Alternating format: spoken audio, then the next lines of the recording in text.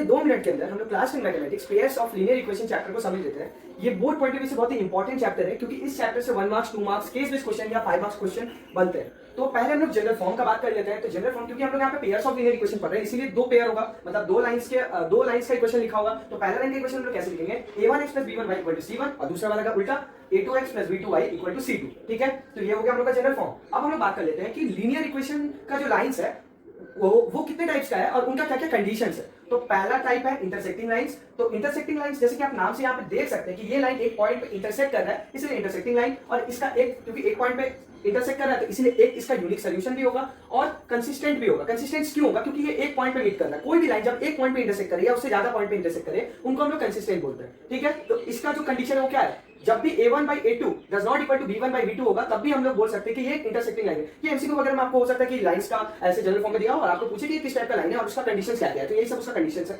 Second line क्या है, coincident line है। कोइंसिडेंट लाइन बहुत सारे पॉइंट पे मीट कर रहा है, मतलब एक लाइन के ऊपर दूसरा लाइन ओवरलैप टाइप का किया हुआ है। तो क्योंकि बहुत जगह मीट कर रहा है, इसलिए इसका इनफाइनाइटली मेनी सॉल्यूशंस होता है, और ये भी पॉइंट इंटरसेक्ट हो रहा है बहुत जगह, इसलिए कंसिस्टेंट है। इसका कंडीशन क्या है, a1/a2 = b1/b2 = c1/c2, मतलब यहाँ a1/a2 b1/b2 और c1/c2 तीनों का वैल्यू इक्वल है। जब भी आपको ऐसा कंडीशन मिले तो आप डायरेक्ट बोल सकते हैं कि ये कंसिस्टेंट लाइन है। ठीक है, तीसरा केस जो है वो है पैरेलल लाइंस, जिसका कोई भी सोल्यूशन नहीं होगा और वो इनकॉन्सिस्टेंट होता है, क्योंकि कहीं इंटरसेक्ट नहीं कर रहा है, इसीलिए। तो और इसका क्या केस है, a1/a2 = b1/b2 होगा, but b1/b2 does not equal to c1/c2 होगा। और कुछ टर्म्स को बात कर लेते हैं। तो पेयर्स ऑफ लीनियर इक्वेशन जो है उसको 2 वे में हम लोग रिप्रेजेंट कर सकते हैं। पहला है ग्राफिकल मेथड, दूसरा एल्जेब्रिक मेथड। एल्जेब्रिक मेथड वही है जो कि मैंने आपको जनरल फॉर्म में दिखाया, और ग्राफिकल मेथड पे कोऑर्डिनेट्स को पॉइंट पे दिए होंगे, उनसे आप पता कर सकते हैं कि उसका इक्वेशन क्या है। ठीक है, तो अब हम लोग बात करते हैं एल्जेब्रिक मेथड को सॉल्व करने का कौन सा प्रोसेस है। तो 2 प्रोसेस है, एक है सब्स्टिट्यूशन मेथड, एक है एलिमिनेशन मेथड। सब्स्टिट्यूशन मेथड में क्या होता है, x का वैल्यू को चेंज करके दूसरे वाले x के वैल्यू को एक साइड करके दूसरे वाले इक्वेशन में x का वैल्यू सब्स्टिट्यूट करो, या फिर y का वैल्यू को सब्स्टिट्यूट करो। और एलिमिनेशन मेथड क्या होता है,